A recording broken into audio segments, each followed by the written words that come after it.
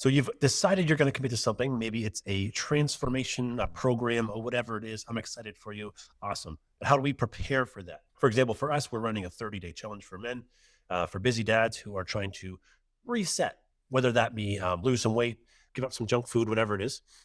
So how do we prepare for that? And what are some things that we can implement? We got a week or so before we start. How do we get ourselves ready for that and prepare ourselves, prepare our environment, prepare our heads and our minds for success? So that's what we're going to be talking about today. So the very first thing I want you to think about is, why are you doing this, right? What's the reason? You don't have to do this. No one has to do this. And I want to be really clear on that, because there's got to be a reason, because there's going to be some times when it's tricky, when it's difficult, when you want to stop. And you got to remember why you started in the first place. There's something about committing to something when the sun is shining. When the sun goes down, suddenly you're like, wait, why did I do this? We got to have a reason in those moments to carry on, to keep going forward. So one exercise I recommend is called the five whys. If you're in the group, you can find it there, but I'll give you the basics of it. And it's just asking yourself a reason why, and asking again and asking again and again and again, up to 5 times, so you can get to the layers below that reason and hopefully get to the true motivator behind this whole thing. So for myself, hey, let's lose some weight. Okay, I want to lose some weight. Why? Well, I don't feel good about the way I look, maybe, or I want to be a little bit leaner. Great, good start. But like, what's underneath that? Why does it matter that you look better, or why does it matter that you lose some weight? Okay, well, let's explore that. Be like, okay, well, I know I'm not in the most healthy state, and I know that my kids know that, and I know that my wife knows that, or my partner knows that, and I know I could do better. Like, okay, great. Level 2. Level 3. Okay, well, why does it matter that they know that? Why does it matter that they know you're not doing your best? Okay, let's get into it. So perhaps, you peel the layers back like an onion, and then it turns out like, okay, well, I want to be doing my best for my kids. I want them to see me at my best. I want them to see what's possible. I want them to understand what it takes to be the best. And I don't think they're seeing that from me. Hey, we're getting somewhere. Let's go even deeper. Like, what? So what could that mean if they didn't ever see you at your best, or see you achieve your best? Like, okay, maybe that'll affect the way they live their lives. Maybe that will affect the way they show up for themselves and for their families.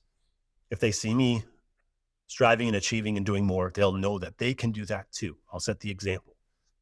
Something like that. That's level 4. But you know what I'm getting at, right? So we can surface level be like, yeah, I got to lose some weight. It's time. It's okay, but why?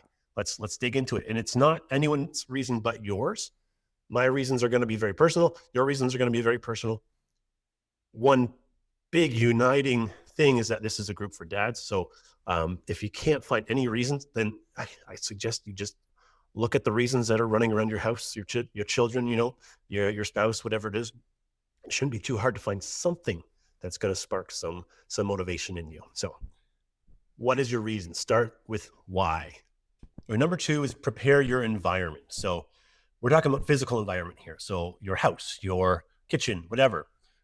There's a thing called clean the pantries, so to speak. So if we're committing to eating well, if we're committing to giving up perhaps some junk food habits, then we got to make sure they're not available. So in those moments of weakness, which come, you know how strong you are. First day of a challenge, day 3, suddenly you're not so strong anymore, and you're pretty sure you remember where you hid those cupcakes. We don't want those temptations. We just want those things to not exist in your environment, so it's not even a problem. So there's a couple things to think about. Yeah, clear the pantries. Where are the sweets? What are the things you go to? Is it ice cream? Is it cookies? Is it chips? Whatever. Don't have them around. Don't have them around. Like, it's an element of, can you trust yourself in those moments of, call them temptation or weakness or whatever, when the stresses of the day pile up. And typically you're programmed or conditioned in those moments. You've done it to yourself, or it's been done through your upbringing or whatever. Like, in those moments, I make myself feel better. I want a little dopamine hit from chips or Coke or whatever it is. Doesn't really matter what it is. But we're trying to reprogram that. So if those things are not available, then we have to do something else to deal with the stress, whether it's go for a walk, or whether it's call a friend, or whether it's whatever. It's got to be something different than that programmed response, which would be, I go to the cupboard, I get these things. If those things aren't there, you got to find something else, another way to deal with that, whether it's talking to someone or something more functional or helpful. Or we make sure you have something else available, like a snack that is not going to kill you. Uh, in a moment of weakness, having a bag of beef jerky is going to be a little bit better for you than having the normal run of the mill treats. Prepare your environment, knowing who you are and knowing what your temptations are. Another level of this would be like letting if you have a partner or a wife or a husband or whatever, make sure they're aware. Make sure they know that you're doing this and tell them that you're doing this and tell them that you're committed, because they could be your greatest ally in this, especially if they know if it's a stressful day. They know, they see you going through the kitchen 3 times. Um, they know what you're doing. They know, you're looking for something. So if they're in on it with you, we're going to clean out the pantries. I'm with you on this. They might not be as committed to these goals during this time, but they at least know that you are, and you've said you are, and you're telling them in that moment when you have your wits about you, hey, I need you to hide some stuff. And it sounds silly, but in those moments, it's the difference between, end of the night, you're craving some sugar or something. If you know where it is, you're going to find it. Those moments when you're weak, it's not a statement of your character or anything like that. It's a statement about your conditioning. Whereas like typically this is what I would do because I'm stressed, blah, blah, blah. So I'm going to go try and do that. And if the thing's available, it's going to happen. It's not about, you being a bad person or whatever. It's just the conditioning that we're trying to overhaul. So lean on your partners if you have one. Make sure they're aware of what you're doing, and don't be mean to them when you're really craving something. You said, where did you hide the effing cookies? Just realize that you're doing this for a good reason and be patient with them, and hopefully they'll be patient with you as well. Now, I've already touched on it a little bit, but the third thing would be to tell somebody, to make sure someone knows you're doing this challenge. Now, there's a caveat there, of course. So if it's one of your drinking buddies and you're like, yo, I'm going to do this challenge and I'm trying to change some things in my life, and they're going to be, oh yeah, sure thing, buddy. We'll see you at the bar next week. Be careful who you tell. You want to make sure some people who you trust and have your best interests at heart and are willing to see you change know, whether that's your partner, whether that's a good friend or whatever, or it's the group that you're in, like with the group we have. Like that's one of the great parts of it, is that we're all there for a similar reason. So if you're like, hey, I'm trying to do this thing, we're all like, sweet, we're there for you. We want that for ourselves too. But if you say it to the wrong person who is not in a place looking to change, and you're like, hey, like a good friend of yours maybe, and you say, hey, I'm trying to change some things, they may not see that in a supportive way. They may see that as a threat to your friendship. They may see that as, oh, so like he wants to be better and he's going to leave me behind. Whether it's subconscious or whether it's on the surface, you don't always know how people will respond. So I would say make sure you trust this person, has your best interests at heart. And yeah, just make sure you tell 1 or 2 people, whether it's your spouse or a friend or whatever, or just the group itself, so that you have someone who can keep you somewhat accountable, who is going to be checking in. Like, hey, you said you're going to do this thing. How's it going? But yeah, be mindful who it is. Make sure you trust them. Make sure they are on your team. All right, moving on.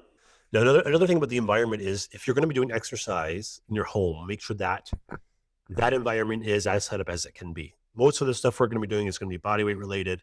Might use a few extra pieces of equipment, but as long as that stuff is easily accessible, that's going to be the best way to succeed. So making the barriers to doing the work as minimal as possible. For example, I'm in my little garage thing. I always have this set up for me. There's not much here. It's just, a few weights, pull up bar, a dip bar, whatever. It's just ready to go. So if I come in here, like I can wake up in the morning, come downstairs, have a glass of water, and come in here and start working out within 5 minutes. So there's no barrier. And if there's any creeping in of an idea, like I'm not doing this shit today, I'm already in here and I'm already started before that thought can even come into my head, So we want to make the least amount of resistance to the activity that we're trying to do. But if you can keep that area set up at all times, that would be great. That's not going to be feasible for everyone, I understand. If you have a small place or an apartment or kids and whatever, like you may not be able to have your stuff set up in the living room at all times. I understand that. But as much as possible, you want it to be ready to go, or just a couple steps away from being ready to go. One thing I really want you to focus on is food. How can you be ready with food? I'm not saying that you have to have 30 days of meals planned out, but I do want you to think about what are 3 or 4 staple meals that I can do quickly, potentially in bulk, that I can take with me to work, or I can, like if I have some for dinner, there's some left over for work at lunch tomorrow, whatever it is. Think about what those things might be for you, I'm not going to tell you exactly what to eat, but we want to be prioritizing that protein intake. So what are the sources of protein I'll be focusing on, whether it's beef or chicken or some kind of meat source, whether it's like Greek yogurt or something like that. Make sure you have a few staples that you can rely on. Like for myself, we very typically will do some kind of taco bowl type meal. So lots of beef, like there's always like tons of beef ready to go at our place. The kids will often eat like pasta, but I'm not eating pasta during this challenge at all. So if we're doing pasta, we'll make like a lot of meat sauce, and then I'll take that and make myself some kind of, it's like a pseudo beanless chili essentially. Add some spices to it after they've had their stuff, and then you can just make a vat of that, and you have lots to go for a couple meals. We're not going to be exploring the fanciest meals at this time, right? We want to have some staples that we can rely on that are quick to do. I'm not saying you have to eat things that taste gross, but a part of this whole challenge is we're going to be not eating as much hyper palatable food, like these processed foods that have like injected flavors in them. So what a normal level of tastiness is sort of like doesn't exist because we got this hyper flavored stuff like Doritos or whatever that just like nothing tastes like that you can make yourself. Anyways, is there 3 or 4 meals that you could rotate and be pretty comfortable doing that, not get super bored with it? Protein based. I'm not going to say low carb, but I'm going to say low crap, like no garbage, none, like we're going to hold off on pasta and stuff like that. Carbohydrates are going to come from vegetables, maybe some potatoes, maybe some rice. Keep it to those main things as far as carbohydrates are concerned. Maybe some, if you need some sweetness, some honey or some maple syrup. Can we keep it to those main things and then build our day around those key foods? It's going to be different for everyone, but the main thing is we're trying to eat real food. Or when you think, and another thing to think about is your schedule. So for me, I'm doing my workouts first thing in the morning. I just know that I have a pocket of time there that generally I can handle to get it into that time without too much trouble. Yeah, I find after a day of work coming home, it's a little trickier to do that. So if there's a time during the day that works best for you, schedule the rest of your day around that if you can. I just know for me, when I come home from work, the family is expecting me to be there fully and participating. And I don't want that to be the time that I have to say, no, I'm not here. I'm going to go exercise. So I try to do it before work. I get up a little bit early and do it then. It doesn't have to be a big thing, but whatever you are going to be doing, whatever you are committing to for this, um, find the best time to get it in, and you just got to make it happen. There's always going to be things to adapt to, and maybe committing to being adaptable is one of the goals for some people. It's gonna be like, okay, didn't work out. I'm not going to throw in the towel. I'm just going to figure out how to do it. And maybe like for a lot of people, that will be a win. That will be a win. And if I could dwell on that for a moment, you might mess up during this time, during the 30 days. You might have some days where you screw up. You discover hidden cupcakes or whatever. You miss a workout. The tendency for a lot of people is we have this all or nothing mindset, and we think, okay, I just failed. I just failed the challenge. I had a moment of weakness, and I did this or I did that. I have failed. When it's not about perfection, we're talking about progress, not perfection. Nothing's going to be perfect. Okay, we can aim for that. But if we hit it, it means we didn't push ourselves hard enough. It means that the things we committed to, we could have done more. So there's no way to be perfect at this. So I want you to be aware of that. And if you fail, you got to jump back up. You got to forgive yourself by the end of the day so that tomorrow we can make another mark on the board. Because even if, let's say it's 10 days in and you mess up, you still got 9 days of wins. All you're seeing now is that one loss, but you've got 9 days of wins. You're still like, if you were in sports, if you were a tennis player, you would kill for those numbers, right? 9 wins, 1 loss. That's killer. So don't lose sight of that. Like we see the fail before we see the wins, and that's not a reason to stop. That's a reason to reevaluate and get back on the horse. We can't wallow in ourselves when we screw up and keep telling ourselves that we suck, because we've already done these wins, and we're changing who we are. So one of the things we need to change is how we respond when we fail. And failure is a lie, if you can believe it. If you try things, you get information, and when you get information, you learn and you grow. There's no such thing as failure. I've decided. So Yeah. Make with that what you will. So you can learn or you can win. There's no such thing as failure. Learning is winning. So you just will win. So there's my 2 cents philosophy. Moving on. I want people to be ready for this. When jumping into a new way of doing things, there's going to be some temptations to fall off. You may fall off. There will be pulls from our, like I said, conditioning. If we usually feel stressed out and eat cookies, that will still be there. We need to interrupt that pattern by making sure that cookies aren't available and find a different way to deal with it. It will be challenging. Of course, it will be challenging. The whole thing is called a challenge for a reason. We're trying to make some progress into a different version of ourselves. And as long as we're moving forward, despite the failings, despite the fall offs and everything, then we are going to win. Like as long as we can continue to move forward, then we're good. We're good. So thank you for hearing this rant. I'm excited to get this going next week. I'm doing a few things this week to get myself ready. I know what workouts I'm going to be doing. I know pretty much what I'm going to be eating. I know that my wife knows what's going to happen, and she knows that these things will not be in the house, or if they are, she's going to hide them really well. And yeah. So be prepared.